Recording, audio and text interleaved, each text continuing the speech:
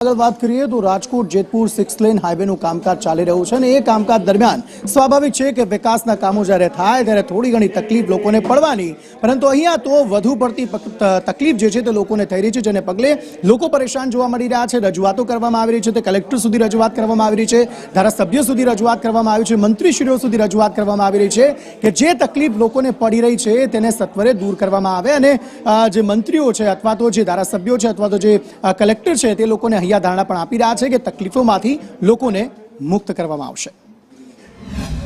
जो डाइवर्जन भी प्रॉपर नहीं है और काम में तेज गति भी नहीं है, और आपने बोला है कि वहाँ आम जनता भी फंसती है और सांसद और विधायक भी, तो हम भी तो आम जनता के व्यक्ति हैं। जब जाम फंसेगा तो सभी लोग फंसते हैं, ऐसा कोई बहुत प्रॉब्लम नहीं है। आपके काम की उस रोड की काम की स्पीड तेज। रोज शाकभाजी गाड़ी लईने अमे निकळीए छे, टाइम टेबल माल होय त्यांथी माल भराय, हराजीमां भोगवानो होय, 2-3 कलाक ट्राफिक जाम रहे रस्ता पर, એટલે એવા હેરાન થઈ અને 50 રૂપિયા ટોલ ટેક્સ લે છે અમારી પાસે। રાજકોટ થી અહીંયા જેતપુર સુધી પહોંચતા વારંવાર ડાયવર્ઝનો આવે છે અને એટલી બધી હાલાકી ભોગવવી પડે છે, એટલું બધું ધીમી ગતિએ કામ ચાલે છે અને આટલો ટ્રાફિક, આટલી સુવિધા ન હોવા છતાંય રાજકોટ થી અહીં સુધી પહોંચવામાં 2 ટોલ નાકા આપવા પડે છે।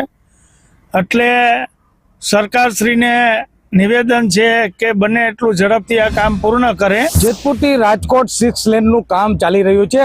आ रोड नु काम एकदम धीमी गतिए चाले छे, तेनी फरियादो मळी छे।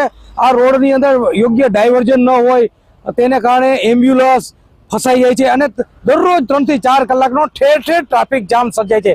तेवी फरियाद मळता आज केन्द्रना राज्य कक्षाना परिवहन मंत्री अजय टमटा ते राजकोट आवेला हता अने तेने फरियाद करवामां आवेली हती। आ अंगे तो आ बाबते तेमणे जणावेलुं के योग्य डायवर्जन आपवा अने आ ट्राफिक जाम हळવો થઈ જાય તે માટે થઈ તેઓએ અધિકારીને સૂચના આપેલી છે।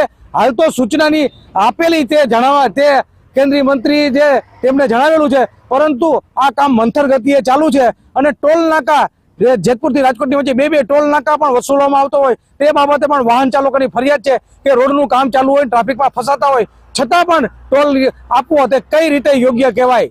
हितेश राठौड़, संदेश न्यूज, जेतपुर।